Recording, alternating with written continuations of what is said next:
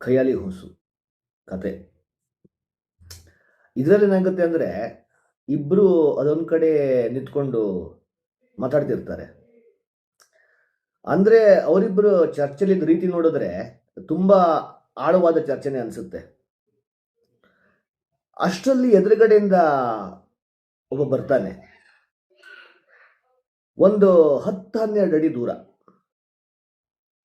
ಹತ್ರ ಬರ್ಬೋದು, ಆದರೆ ಆತ ಅಷ್ಟು ದೂರದಿಂದಾನೇ ಸ್ವಲ್ಪ ಜೋರಾಗಿ ನಿಮ್ಮಿಬ್ಬರಲ್ಲಿ ಯಾರು ಹೂಸಿದ್ದು ಅಂತ ಸ್ವಲ್ಪ ಸೀರಿಯಸ್ ಆಗಿ ಕೇಳ್ತಾನೆ. ನಾರ್ಮಲ್ ಆಗಿ ಈ ಥರದ್ದೇನಾದರೂ ಆದರೆ, ಈ ಕಡೆ ಇವರಿಬ್ರು ಇದ್ದಾರೆ, ಆ ಕಡೆಯಿಂದ ಅವನೊಬ್ಬನೇ, ಅಕ್ಕಪಕ್ಕ ಯಾರಿಲ್ಲ, ನಿಂದೇನು ಅಧಿಕ ಪ್ರಸಂಗ ಅಂತ ಓಡಿ ಬಂದು ಆತನಿಗೆ 4 ತದುಕಿದ್ರೆ ಲೆಕ್ಕಾಚಾರ ಚುಕ್ತಾಗುತ್ತೆ. ಆದರೆ ಈ ಕೇಸಲ್ಲಿ ಹಾಗಾಗಲಿಲ್ಲ.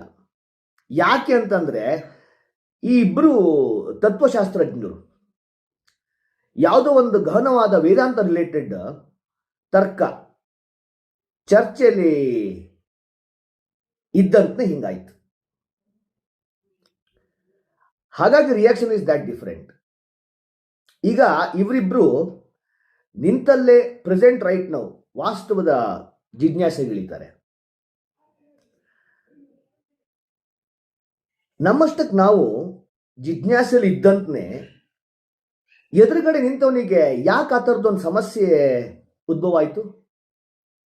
ಅದರಲ್ಲೂ ಅವ ನಮ್ಮಿಂದ 10-12 ಅಡಿ ದೂರದಲ್ಲಿ ಇದ್ದಂತೆ ನಮ್ಮಿಬ್ಬರಲ್ಲಿ ಯಾರಾದರೂ ಒಬ್ರು ಹೂಸಿದ್ರು ಏನು ಶಬ್ದ ಕೇಳಿ ಆತಂಗೆ ಸಂಶಯ ಮೂಡಿದ್ದ? ಇಲ್ಲ ಹೂಸಿನ ಘಾಟೇನಾದ್ರೂ ಮುಗಿಗೆ ಬಡಿದು ಆತಂಗೆ ಹಿಂಗಾಗಿರೋದ? ಇಲ್ಲ ನಮ್ಮ ಮಾತಿನ ಸದ್ದು ಆತನಿಗೇನಾದ್ರೂ ಹೂಸಿನ ಶಬ್ದ ತರ ಕೇಳಿಸ್ತಾ? ಇವಿಷ್ಟು ಲೆಕ್ಕಾಚಾರ ಇಬ್ರು ಮನಸ್ಸಲ್ಲೂ ಆಗ್ತಿರ್ಬೇಕಾದ್ರೆ ಹೂಸಿನ ಬಗ್ಗೆನೇ ಚರ್ಚೆ ಆಗಿತ್ತು ಅನ್ನೋ ಕಾರಣಕ್ಕೋ ಏನೋ ಇಬ್ರಲ್ಲೊಬ್ಬ ಹೂಸ್ತಾನೆ. ಅವಾಗ ನೋಡಿ ಅದು ಖಯಾಲಿ ಹೂಸಾಗುತ್ತೆ. ಎರಡನೇ ಅವನಿಗೆ ಏನಂತಂದ್ರೆ, ಇಷ್ಟೆಲ್ಲ ಆಗ್ತಿರ್ಬೇಕಾದ್ರೆ ಇದ್ರ ಮಧ್ಯೆನೆ ಇವ್ ಹೂಸದ್ನಲ್ಲ ಅನ್ನೋ ಆಶ್ಚರ್ಯ ಮತ್ತೆ ವಿನೋದ. ತಡ್ಕೊಳಕಾಗದೆ ಆತ ಹೂಸಿನ ಘಾಟು ಮೂಗಿಗೆ ತಟ್ಟೋಕ್ಕೂ ಮುಂಚೆನೆ ಹೊಟ್ಟೆ ಹಿಡ್ಕೊಂಡು ಪಕ ಪಕ ಅಂತ ನಗು ಹಿಡಿತಾನೆ. ಆದ್ರೆ ನೋಡಿ ದುರಂತ, ಪ್ರೆಷರ್ ತಡ್ಕೊಳಕಾಗದೆ ತಪ್ಪಿ ಎರಡನೇ ಅವನು ಹೂಸ್ಬಿಡ್ತಾನೆ. ಇವಾಗ ಎದುರುಗಡೆ ಇದ್ದವನಿಗೆ ಕನ್ಫರ್ಮ್ ಆಗುತ್ತೆ ಇಬ್ಬರಲ್ಲಿ ಯಾರು ಹೂಸಿರೋದು ಅಂತ. ಅವನಿಗೂ ನಗು ತಡ್ಕೊಳಕ್ಕಾಗಲ್ಲ.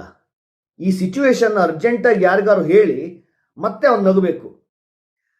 ಅತಿ ಉತ್ಸಾಹದಲ್ಲಿ ಆತ ತಿರುಗಿ ಇನ್ನೊಂದು 4 ಹೆಜ್ಜೆ ಓಡಿರ್ಬೇಕಷ್ಟೇ.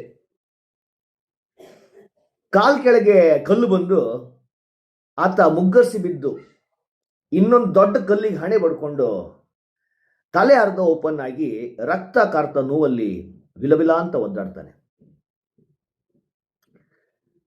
ಮೊದಲು 12 ಅಡಿ ದೂರದಲ್ಲಿದ್ದ, ಇವಾಗ ಮತ್ತೆ 4 ಹೆಜ್ಜೆ, 16 ಅಡಿ ದೂರದಲ್ಲಿ ಈ ಥರದ್ದೊಂದು ಎಕ್ಸ್ಟ್ರಾ ಆರ್ಡಿನರಿ ಅತ್ಯದ್ಭುತ ನಡೀತಲ್ಲ. ಯಪ್ಪ ದೇವ್ರೆ, ವೇದಾಂತ ಅಂದ್ರೆ ಏನು ಸುಮ್ಮನೆನಾ? ಛೇ ಛೇ ಛೇ ಛೇ ಛೇ ಛೇ. ಅಲ್ಲ, ಇವ್ರಿಗೆ ಇಲ್ಲಿ ತರ್ಕ ಅಂತ್ಯ ಆಗ್ತಾ ಇಲ್ಲ. ಅದರಲ್ಲೂ ತಮ್ಮ ಇಷ್ಟು ವರ್ಷದ ಜೀವನದಲ್ಲಿ ಇದೊಂಥರ ಹೊಸ ತತ್ವದರ್ಶನ. ಇನ್ನೂ ಆಳದ ಧ್ಯಾನಕ್ಕೆ ಇಳಿದ್ರೆ ಅಲ್ಲೂ ಒಂದು ಹೊಸ ದರ್ಶನ. ಆದರೆ ಎದುರುಗಡೆ 16 ಅಡಿ ದೂರದಲ್ಲಿ ಪಾಪ ಒಬ್ಬ ಬಿದ್ದು ರಕ್ತ ಕರ್ಕೊಂಡು ಒದ್ಲಾಡ್ತಾ ಸಾವು ಬದುಕಿನ ಹೋರಾಟದಲ್ಲಿದ್ದಾನೆ. ಹೇಳಿ ಮುಂದಕ್ಕೇನು? ಪ್ಲೀಸ್ ಕಮೆಂಟ್ ಸೆಕ್ಷನ್ ತುಂಬಿಸಿ. Thank you. ಅಡೌಟ್ ನಾಥ.